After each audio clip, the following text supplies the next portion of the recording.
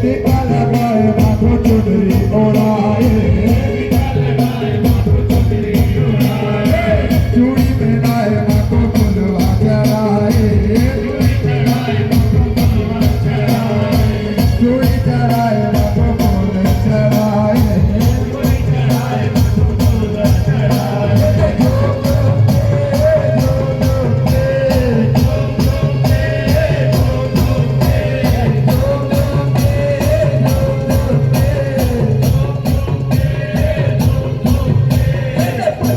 कराए राम पूजा मैया के झूम